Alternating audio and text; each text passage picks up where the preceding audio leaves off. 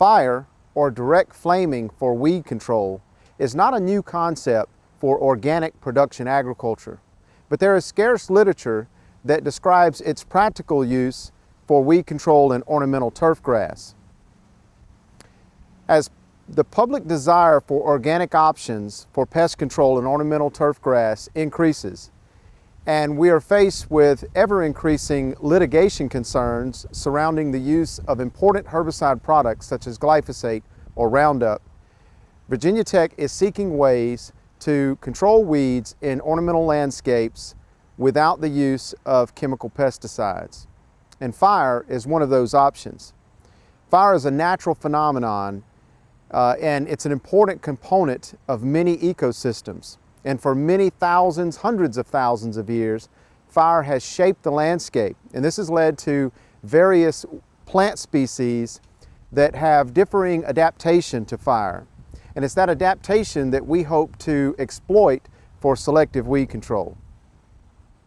In research surrounding annual bluegrass control with alternatives to synthetic pesticides, Dr. Clepson Gonsalves has conducted a series of experiments examining things such as shade or solarization, and direct flaming was one of those options.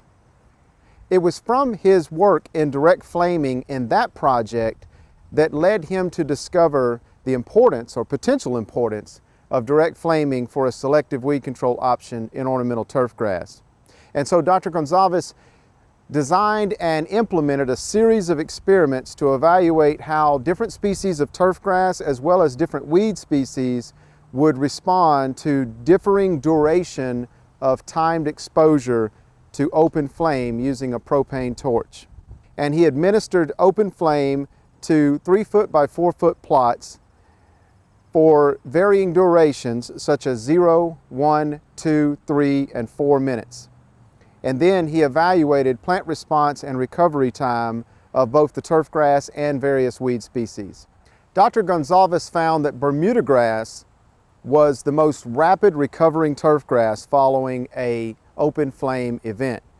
Now bear in mind, open flaming is going to essentially obliterate all turfgrass and weed above ground foliage in a given plot. So it's all about the speed of that recovery, and Bermuda grass could consistently recover from the most extreme flame event within 4 weeks.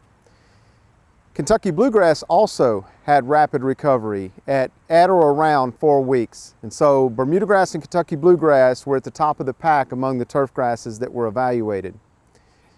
Following very closely behind, though, were tall fescue and zoysia grass, both of which completely recovered within a 4 to 5 week period, depending on the duration of flame exposure. Perennial ryegrass, however, was extremely sensitive to flaming and did not completely recover for at least 10 weeks, regardless of the duration of flame exposure. Now, this probably was due to the fact that the flaming event was administered in late spring, early summer, and so that perennial ryegrass had to deal with summer conditions following the flaming event. So it's not the best time of year for a perennial ryegrass recovery to occur. In the case of fine leaf fescues, their recovery was dependent on the duration of flaming more so than any other species.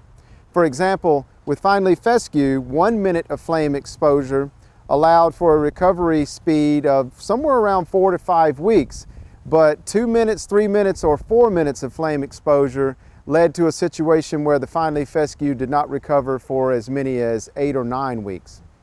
In situations where naturally occurring weeds were present in flamed turfgrass plots and in special plots that Dr. Gonsalves had chosen that were fallow, no turfgrass, but completely infested with a broad range of weedy species, he found that different weeds are going to respond to fire based on a couple of primary concepts. Number one, seedlings are more sensitive than mature plants. Number two, fibrous rooted plants are going to be more sensitive to flame than tap-rooted plants. And finally, perennial plants are more tolerant to flame than annual plants. Now, these are general statements. For example, annual bluegrass was fairly easy to control with direct flaming, But as the plants matured, and we're talking 50, 60 plus tillers on a given plant, well then we run into problems trying to control those plants. We have a much higher survival rate from those more mature annual bluegrass plants. In the case of taprooted plants versus fibrous plants, we could clearly see that small statured herbaceous plants that had fibrous root systems such as speedwells were much easier to control depending on the duration of flaming than taprooted plants such as dandelion or plantains.